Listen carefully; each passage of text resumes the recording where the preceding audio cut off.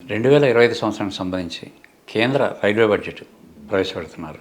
ఈ railway budget మీద ప్రజలకు ఎన్నో ఆశలు ఉన్నాయి. గత 5-6 సంవత్సరాలు చూస్తే తెలుగు రాష్ట్రాలకి పెద్దగా ఒరిగింది ఏమీ లేదు. 1-2 వందే భారత్ రైళ్లు, 1-2 హామీలు. ఆ హామీలు కూడా పూర్తి స్థాయిలో అమలు కావడం లేదు. దీంతో ప్రజలు ఈసారి రైల్వే బడ్జెట్లో 2 తెలుగు రాష్ట్రాలకి అనుకూలంగా అనేక అనుమతులు వస్తాయని ఆశతో ఎదురు చూస్తున్నారు. ప్రధానంగా చూసుకుంటే వందే భారత్ ఎక్స్ప్రెస్ రైళ్లు, దీని మీద ఆశలు చాలా ఉన్నాయి. ఎందుకంటే హైదరాబాద్ నుంచి బెంగళూరు వెళ్ళేవాళ్ళు, బెంగళూరు నుంచి హైదరాబాద్ వచ్చే వాళ్ళకి స్లీపర్ కోచ్లు లేవు. అదేవిధంగా హైదరాబాద్ నుంచి తిరుపతి కానీ చెన్నైకి, వైజాగ్ నుంచి తిరుపతికి, వైజాగ్ నుంచి బెంగళూరుకి ఇలాగా స్లీపింగ్ వందే భారత్ స్లీపర్లు పెట్టాలని చెప్పేసి జనాల నుంచి డిమాండ్ ఉంది. అయితే ఇప్పటివరకు అలాంటిది ఏమీ ప్రవేశపెట్టలేదు. వారణాసికి ఒక రైలు ప్రవేశపెడతామని చెప్పారు కానీ ఇప్పటివరకు అది అమల్లోకి రాలేదు. ఇక కొత్త ప్రాజెక్టుల అంశానికి వస్తే చాలా ప్రాజెక్టులు కేవలం హామీలకే మిగిలిపోయాయి. ఉదాహరణకి విశాఖలో రైల్వే జోన్కి అనుమతి వచ్చింది. గత ప్రభుత్వం ఉన్నప్పుడు స్థలం ఇవ్వలేదు కాబట్టి రైల్వే జోన్ ఇవ్వలేకపోయామని చెబుతూ వచ్చారు. కొత్త ప్రభుత్వం వచ్చిన తర్వాత భూమి కేటాయించారు, ప్లాన్ కూడా అందించడం జరిగింది. దీంతో కేంద్ర ప్రభుత్వం హడావుడిగా విశాఖ రైల్వే జోన్ ప్రకటించింది కానీ ఇప్పటివరకు సరైన మార్గదర్శకాలు లేవు. ఏ ప్రాంతాలు విశాఖ రైల్వే జోన్లు కలుస్తాయనే దాని మీద ఇప్పటికీ స్పష్టత లేదు. రాయగఢ లేకుండా విశాఖ రైల్వే జోన్ ఏర్పాటు చేస్తే పూర్తిగా వృధాయే అవుతుంది. ఎందుకంటే ప్రధానంగా వచ్చే ఆదాయం రాయగఢ నుంచి వస్తుంది. రాయగఢ, విశాఖపట్నం ఇవి రెండు కలిసినప్పుడే మనకి విశాఖ రైల్వే జోన్కి తగిన ప్రాధాన్యత ఏర్పడుతుంది. ఇక తెలంగాణ దగ్గరికి వస్తే కాజీపేటలో రైల్వే కోచ్ ఏర్పాటు అది కూడా ప్రకటించారు. మంత్రి కిషన్ రెడ్డి ఈ విషయం స్వయంగా చెప్పడం జరిగింది. అయితే ఇప్పటివరకు అమలులో మాత్రం రాలేదు. దీని మీద తెలంగాణ ప్రజలు కాజీపేటలో రైల్వే కోచ్ కోసం ఎంతో ఆశగా ఎదురు చూస్తున్నారు. అదేవిధంగా వరంగల్ని డివిజన్గా చేస్తామని కూడా ప్రకటించారు.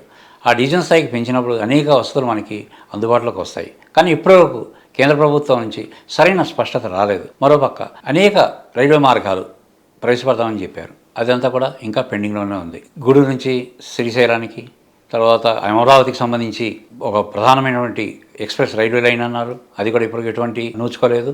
మరోపక్క హైదరాబాద్ నుంచి యాదగిరిగుట్టకు పెద్ద ఎత్తున భక్తులు వెళ్తుంటారు. అక్కడికి ఎంఎంటీఎస్ రైలును ఏర్పాటు చేస్తూ ఉన్నారు. అది కూడా కేవలం ప్రకటన మాత్రమే పరిమితమైంది. హైదరాబాద్ నుంచి బెంగళూరుకి 3వ రైల్వే లైన్ ఆశలుగానే మిగిలిపోయి అసలు 2వ లైన్లో విద్యుదీకరణ చేయడానికి చాలా కాలం పట్టింది. ఇప్పుడు 3వ లైన్ ఎప్పుడు వస్తుందా అని చెప్పేసి ఎదురు చూస్తున్నారు. ఎందుకంటే ఈ మార్గంలో ప్రయాణికుల రద్దీ ఎక్కువగా ఉంటుంది. మరోపక్క హైదరాబాద్ నుంచి తిరుపతికి కానీ, హైదరాబాద్ నుంచి వైజాగ్ కానీ చాలా రైళ్లు ఇప్పుడు ఉన్నప్పటికీ రిజర్వేషన్ అయితే అందుబాటులో ఉండడం లేదు. గతంలో 4 నెలల కిందటే మనం రిజర్వేషన్ చేసిన అవకాశం ఉన్నప్పుడు కొంతవరకు సీట్లు లభించేవి. ప్రస్తుతం 2 నెలలు చేసిన తర్వాత ప్రయాణికులకు ఖాళీ బెర్తులు దొరకడం లేదు.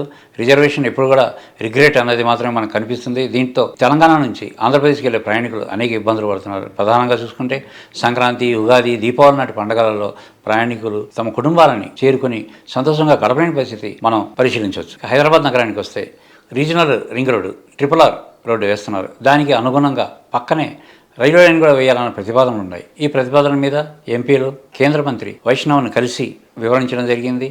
ఎలాగైనా సరే తమకు ఈ ప్రతిపాదన అమలు చేయాలని కోరారు. అయితే దాని మీద ఇప్పుడు ఎటువంటి స్పష్టత లేదు. మరోపక్క మెట్రో రైలు విషయంలో కూడా కొంత వాటాగా కేంద్ర ప్రభుత్వం భరించాలని చెప్పేసి గతంలో కేసీఆర్ ప్రభుత్వం కావచ్చు, ప్రస్తుతం రేవంత్ రెడ్డి ప్రభుత్వం కావచ్చు కేంద్ర ప్రభుత్వాన్ని కోరింది. అయితే ఇప్పుడు కేంద్ర ప్రభుత్వం నుంచి ఎటువంటి హామీ దీనికి లభించలేదు. ఎంఎంటీఎస్ రైలును కూడా పెంచుతామంటున్నారు. కానీ అది కూడా ఎక్కడ వేసిన గొంగలే అక్కడే ఉంది. ప్రధానంగా మనం చూసుకుంటే హైదరాబాద్ నగరంలో ఎంఎంటీఎస్ తక్కువ ధరలో దూర ప్రాంతాలకు ప్రయాణించడానికి సామాన్యులు, మధ్యతరగతి కుటుంబాలకి ఎంతో అనుకూలంగా ఉంటుంది. ఎంఎంటీఎస్ రైళ్ల పెంపుదల కోసం డిమాండ్ ఎప్పటి నుంచో ఉంది. మెట్రోతో పోలిస్తే ఎంఎంటీఎస్ రైళ్లు తక్కువ ఖర్చులో అతి త్వరగా గమ్యాన్ని చేర్చగలుగుతున్నాయి. హైదరాబాద్ వరకు పరిశీలిస్తే చల్లపల్లి రైల్వే స్టేషన్ అందుబాటులోకి వచ్చింది. అత్యంత ఆధునీకరంగా రైల్వే స్టేషన్ రూపకల్పన చేశారు. అయితే ఇంకా రైలు ఆపే విషయంలో ఇంకా సందిగ్ధత నెలకొంది. 24 రైళ్లను అక్కడ నిలుపుతామంటున్నారు. అయితే అక్కడ నుండి సికింద్రాబాద్కి కానీ, నాంపల్లికి కానీ, కాచిగూడకు కానీ వెళ్ళడానికి ప్రత్యేక బస్సులు ఏర్పాటు చేస్తామన్నారు. అది కూడా ఇంకా అమల్లోకి రాలేదు. మెట్రో ఏదైతే ఉందో చల్లపల్లి స్టేషన్ వరకు వస్తే బాగుంటుంది. కనీసం ఎంఎంటీఎస్ రైలు అయినా చల్లపల్లి దగ్గర ఆగే విధంగా తగిన చర్యలు తీసుకోవాల్సిన అవసరం ఉందని ప్రయాణికులు కోరుతున్నారు. ఇక సికింద్రాబాద్ రైల్వే స్టేషన్ విషయానికి వస్తే సికింద్రాబాద్ రైల్వే స్టేషన్ కూడా దాదాపుగా ఎయిర్పోర్ట్ తరహాలో అభివృద్ధి చేస్తున్నారు. అయితే ఈ అభివృద్ధి కార్యక్రమాలు దాదాపుగా 2 ఏళ్ల నుంచి కొనసాగుతూనే ఉన్నాయి. త్వరగా పూర్తి చేయాలని చెప్పి ప్రయాణికులు కోరుతున్నప్పటికీ అక్కడ నిర్మాణ పనులు ఉండడంతో రాకపోకలు సాగించడానికి అనేక ఇబ్బందులు ఎదుర్కొంటున్నారు. ఇప్పటికే 2 తెలుగు రాష్ట్రాల పార్లమెంటు సభ్యులు, మంత్రులు కేంద్ర రైల్వే శాఖ మంత్రి అశ్విని వైష్ణవ్ని కలిసి వినతులు చేయడం జరిగింది. ప్రత్యేక రైళ్లను ఏర్పాటు చేయాలని, కోచ్లను పెంచాలని, తర్వాత కొత్త మార్గాలు ఏవైతే ఉన్నాయో అవన్నీ కూడా ఆధునీకరించాలని చెప్పేసి కోరడం జరిగింది. తర్వాత హైదరాబాద్ నుంచి విజయవాడకి వెళ్ళే రూట్లో చాలా కాలం క్రితం వేసిన రైల్వే మార్గం ఇప్పుడు కూడా కొనసాగుతూనే ఉంది. దీన్ని కూడా ఆధునీకరించాల్సిన అవసరం ఉంది. వేగంగా వెళ్ళే ఎక్స్ప్రెస్ రైళ్లు, ముఖ్యంగా వందే భారత్ రైలు వచ్చినప్పటికీ గరిష్ట స్థాయి వేగాన్ని అవి అందుకోలేకపోతున్నాయి.